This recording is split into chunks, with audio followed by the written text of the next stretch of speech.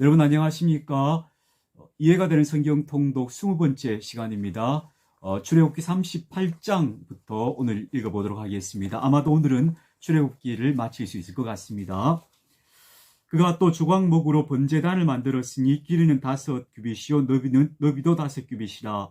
네모가 반듯하고 높이는 3규빗이며 그 네모퉁이 위에 그 뿔을 만들되 그 뿔을 제단과 연결하게 하고 제단을 노스로 쌌으며 제단의 모든 기구 곧 통과 부삽과 대야와 고기 갈고리와 불옮기는 그릇을 다 노스로 만들고 제단을 위하여 놋 그물을 만들어 제단 주위 가장자리 아래에 두되 제단 절반에 오르게 하고 그 놋그물 네모퉁이에 채를 깰 고리 넷을 부어 만들었으며 채를 조각목으로 만들어 놋으로 싸고 제단 양쪽 고리에 그 채를 끼워 매게 하였으며 제단은 널판으로 속이 비게 만들었더라.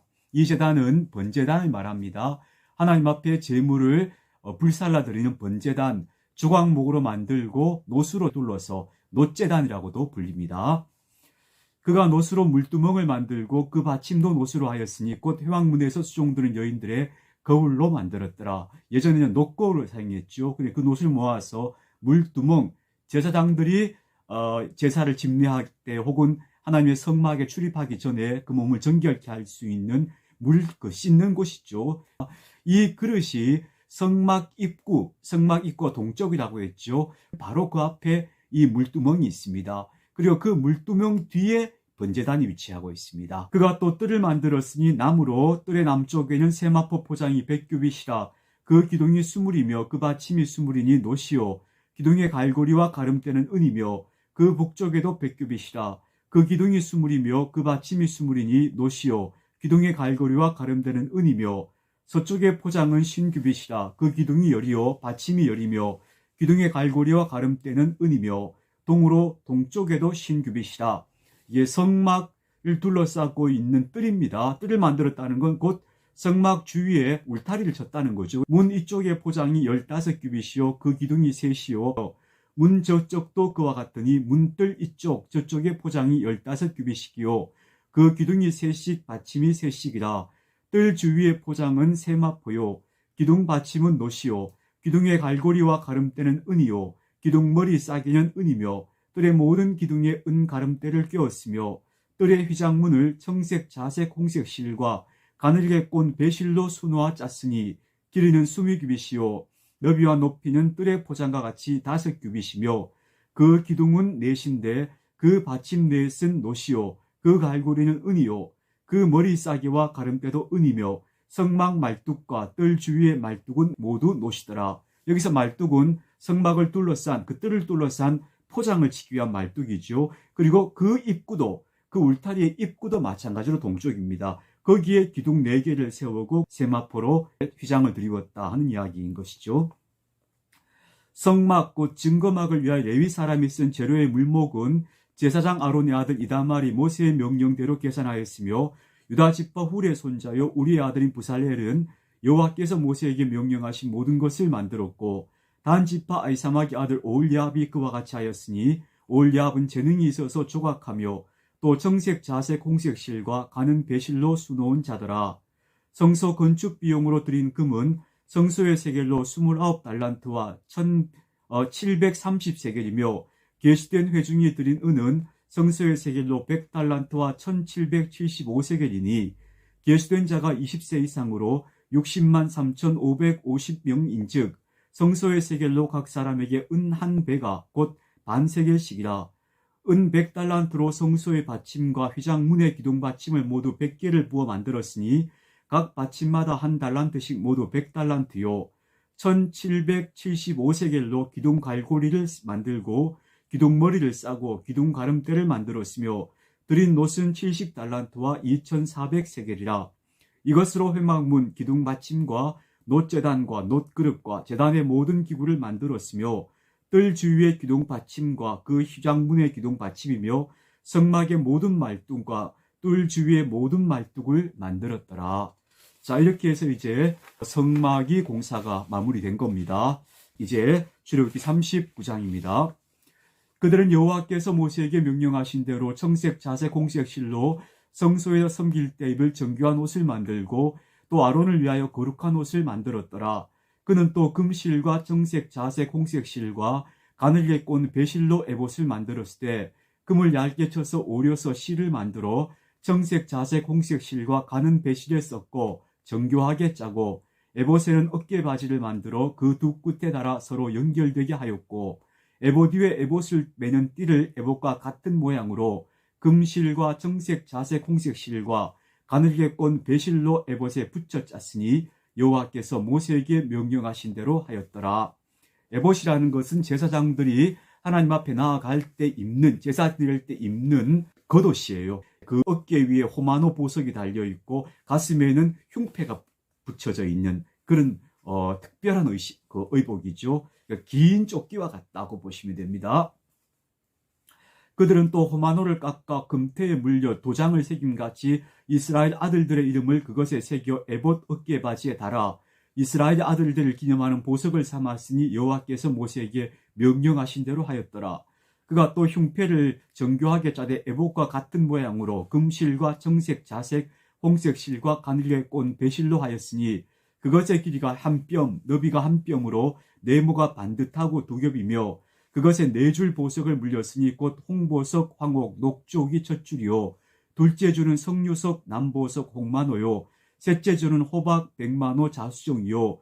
넷째 줄은 녹보석, 호마노, 벽옥이라 다 금태에 물렸으니 이 보석들은 이스라엘의 아들들의 이름, 곧 그들의 이름대로 12이라 도장을 새김 같이 그 12지파의 각 이름을 새겼으며 그들이 또 순금으로 녹근처럼 사슬을 따 흉패에 붙이고 또 금태 둘과 금고리 둘을 만들어 그 두 고리를 흉패 두 끝에 달고 그 따은 두 금사슬을 흉패 끝 두 고리에 꿰매었으며 그 따은 두 사슬의 다른 두 끝을 에봇 앞 두 어깨바지에 금태에 메고 또 금고리 둘을 만들어 흉패 두 끝에 달았으니 곧 그 에봇을 마주한 안쪽 가장자리에 달았으며 또 금고리 둘을 만들어 에봇 앞 두 어깨바지 아래 매는 자리 가까운 곳, 곧 정교하게 짠 에봇띠 위쪽에 달고 정색 끈으로 흉패 고리와 에봇 고리에 꿰어 흉패로 정교하게 짠 에봇띠 위에 붙여서 에봇에서 벗어지지 않게 하였으니 여호와께서 모세에게 명령하신 대로 하였더라. 에봇의 어깨 호마노라고 하는 두 개의 보석을 달아요. 그 위에는 12지파의 아들들의 이름을 달고 흉패에도 또 12개의 보석을 네 줄로 달아요. 그 보석들도 다 12지파, 각 지파를 상징하는 거예요.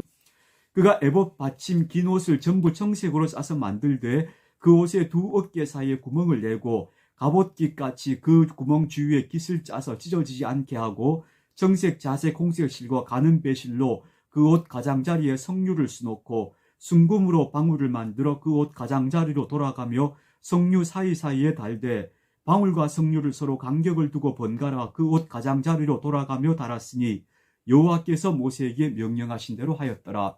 또 그 직조한 가는 배로 아론과 그의 아들들 위해 속옷을 짓고 세마포로 두건을 짓고 세마포로 빛난 관을 만들고 가는 배실로 짜서 세마포 속바지들 만들고 가는 배실로 청색, 자색, 홍색 실로 수노와 띠를 만들었으니 여호와께서 모세에게 명령하신 대로 하였더라.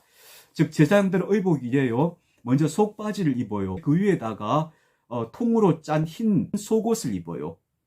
그리고 그 위에 청색의 두루마기를 입고 그 위에다가 에봇을 걸치는 거예요.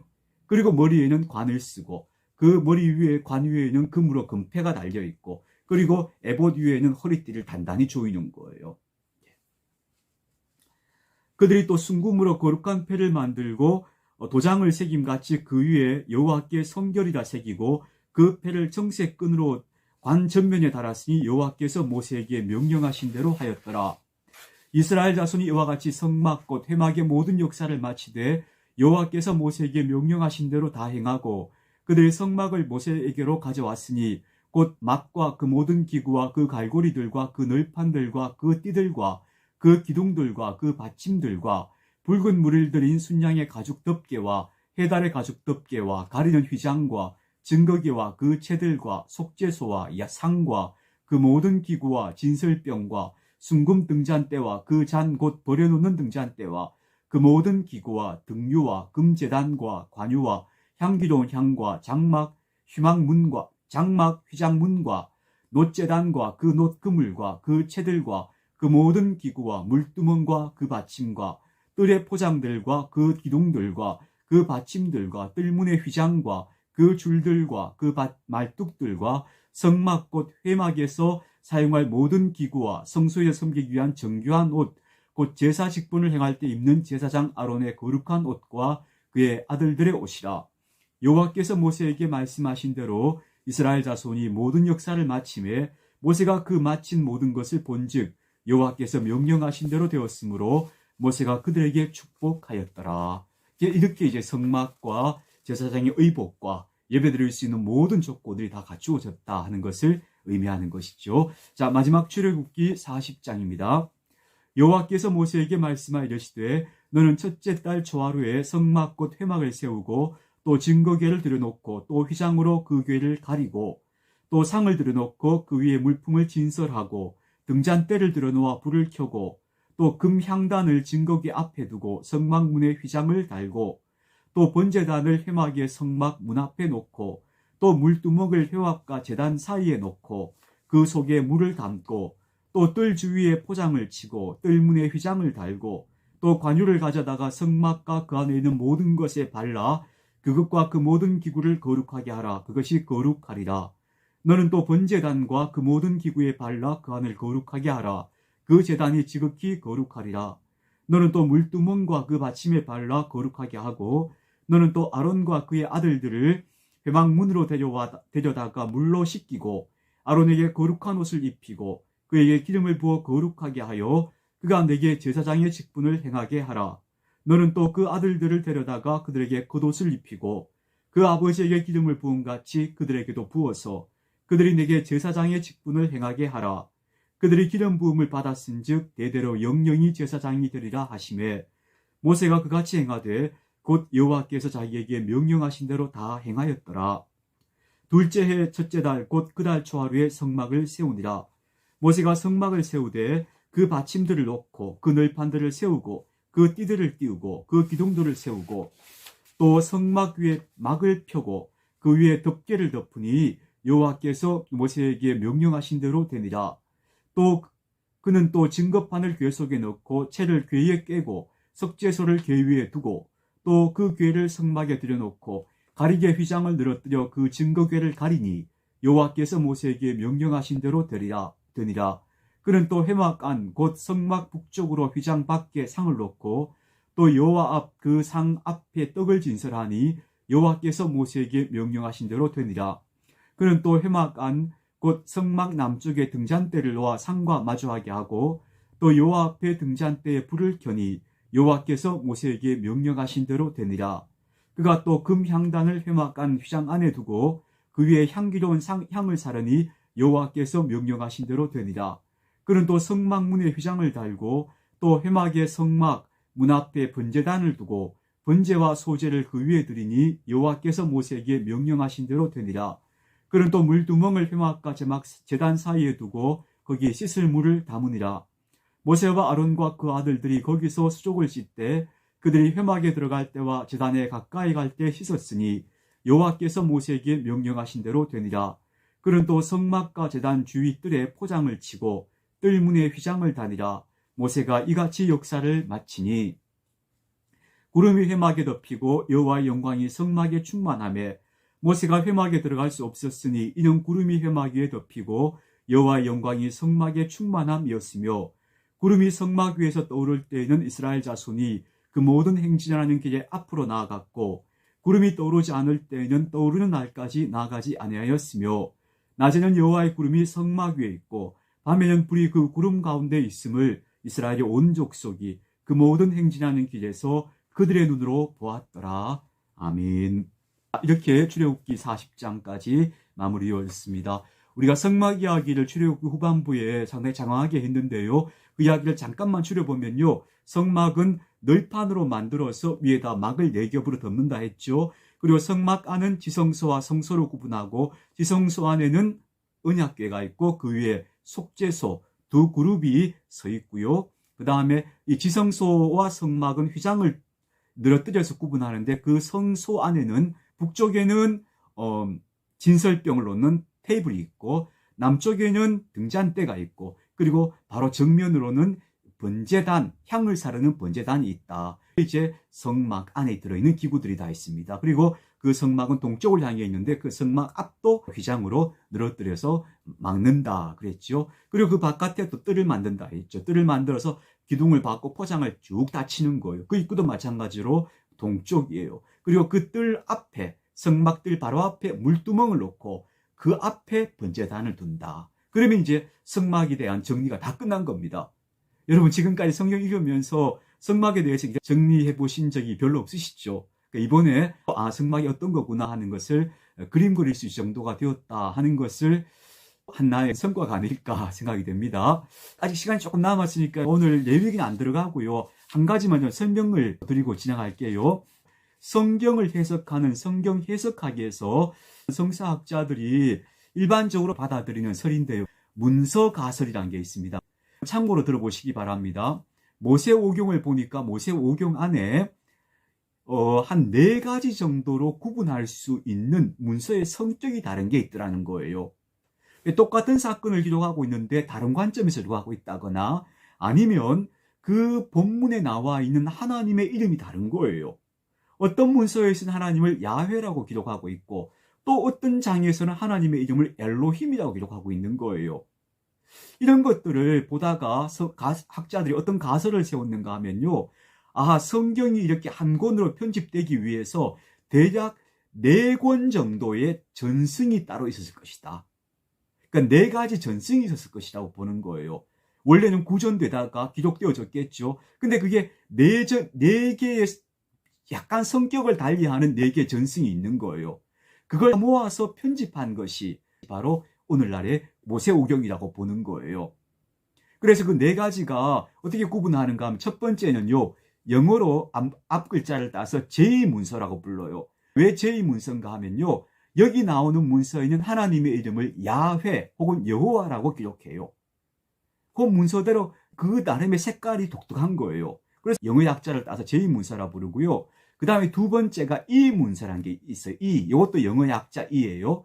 요건 하나님의 이름을 엘로힘이라고 부르는 거예요. 하나님의 이름을 엘로힘이라고 부르는 장하고 또 하나님의 이름을 야훼라고 부르는 장하고 내용상에 조금씩 차이가 나는 거예요. 같은 걸 다루고 있는데도. 그래서 엘로힘이라고 부르는 건 다른 전승이구나 해서 이걸 이 문서라고 불러요. 또 세 번째는요, D 문서라는 게 있는데요. 문서라는 건 뭐냐면 신명기. 그러니까 신명기적 관점에서 쓰여진 그런 문서들이 있는 거예요. 신명기가 뭐예요? 간단히 말하자면 하나님 말씀을 잘 지키면 너희가 복을 받고 하나님 말씀을 거역하면 너희는 하나님께 혼이 난다. 말하자면 이게 신명기의 골자거든요. 이런 관점에서 쓰여진 아주 명백한 그런 내용들을 신명기적 문서라 해서 D문서라고 불러요. 그 다음에 마지막으로 P문서가 있는데 제사장들이 제사 드릴 때 여러 가지 절차들 혹은 성막의 여러 가지 기구들이 자세하게 묘사되잖아요. 이런 거는 제사장들이 따로 기록해서 전승되었을 것이다 해서 이걸 프리스트의 제사장이죠. 그 약자를 따서 P문서라고 불러요. 그래서 성경은 이렇게 대략 4가지 정도의 문서가 각각 구전되어 전승되다가 어느 시기에 하나로 편집되었다라고 보는 거예요. 그래서 성경 속에 서로 약간씩 안 맞는 구석도 있고 앞에 한 말이 뒤에 반복되는 것처럼 느껴지는데 이게 사실 반복이 아니고 한쪽은 제2문서에서 한 이야기고 한쪽은 이 문서에서 한 이야기인 거예요. 이걸 성경은 다 이렇게 우리에게 보도해 주고 있는 거죠. 그래서 4가지 서로 약간씩 다른 성격의 문서들, 마치 복음서가 4개 있듯이 말이에요. 이런 식으로 모세오경도 전승될 때 이렇게 4가지 방향으로 전승되어져서 그것이 오늘날 모여져서 이렇게 모세오경이 되었다.